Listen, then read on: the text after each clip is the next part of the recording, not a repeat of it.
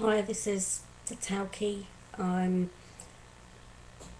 a relative, I'm a daughter of someone who hoards. Um, I've been inspired by uh, a fellow YouTube user who goes under the name of Mess of the House. He's posted at least 60 videos on this topic. I haven't watched all of them, I have just watched a few. And I wanted to really just share whatever knowledge and experience I have got, having lived with a hoarder for the last 36 years, because I'm 36, and that is how long I've known my mum to be a hoarder. And I think I spent a lot of time as a child just picking up and doing things, and clearing things up, being annoyed but not really expressing it. And then I think I went through some challenges myself after I'd come back from university, struggling in myself to get work in the field that I'd chosen.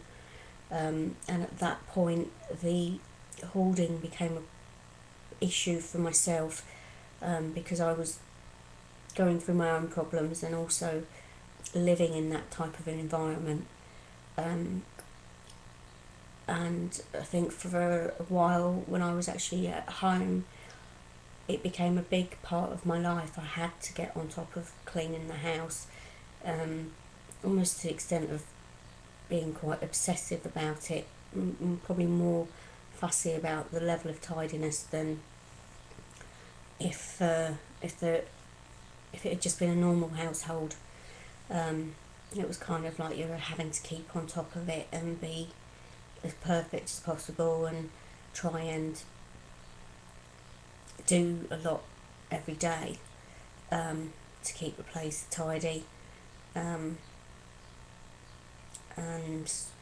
it would just wind me up. Obviously, you clear up something and the next day it's a mess. And then later on, obviously, I got into work, and I essentially, for quite a few years, found that I literally just put my energy on my own life. I didn't really spend much time in the house. It did mean that I missed out on family time.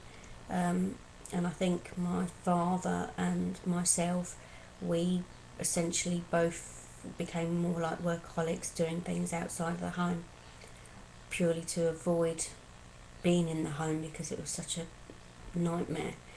And you sometimes go through phases where you want to be in the home and doing homely things, and then you're literally forced to have to try and spend like a whole week just trying to clear a lot of things out. And there's a lot of anger associated with that. I think it's one thing to clear your own mess, it's quite another to clear someone else's mess. And it has obviously spoilt my relationship with my mum. I would say that has actually been the main factor in what has spoilt the relationship. I think physical illness is easier to handle and have more sympathy for. Hoarding is a mental illness. I do understand that now,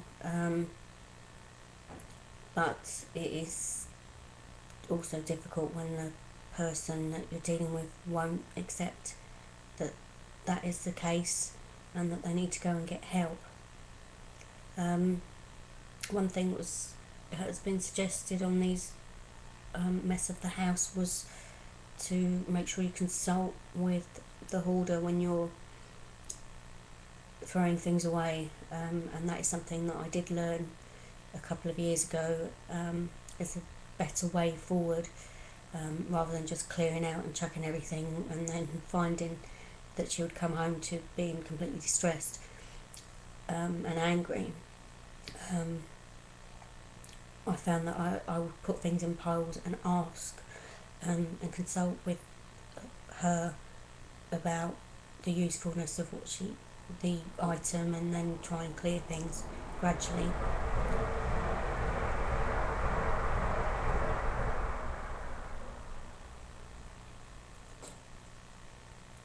think there is a lot of anger for those who have to live with a hoarder, because you essentially are having to work 50 times harder to stay on top of your house.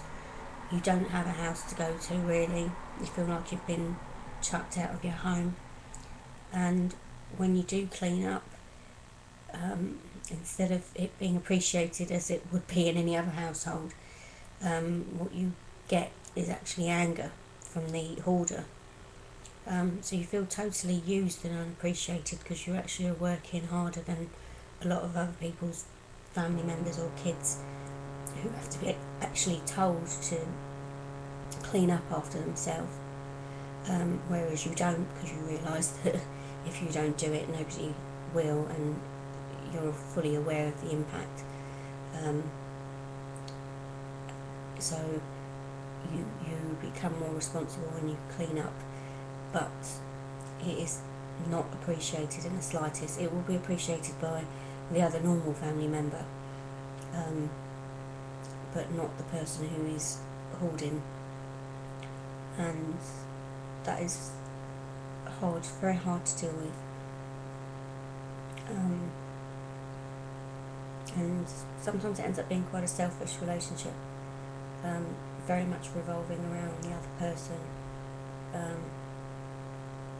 and them being very scared and not really having an inkling of the impact they're having on the people around them.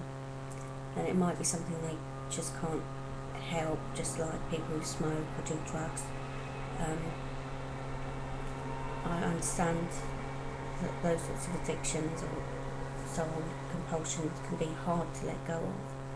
And it's about finding a way forward to show an understanding to the hoarders that they're not being judged for their behaviour, but you are trying to help them, and finding a way of introducing psychological help, but that can be very difficult. I did actually try and arrange a counsellor to come to my home and speak with my mum, and she did in fact do that, and the response I got from my mum was just sheer anger that how dare I bring some counsellor into the home, which was a real shame, obviously, because it would have been an opportunity for her to have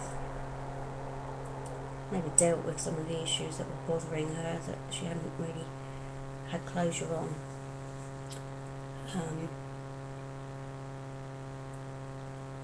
Whereas I obviously have learned to use counsellors myself when I'm dealing with problems, and if I've had any emotional problems, I've had to learn to accept them rather than be in denial.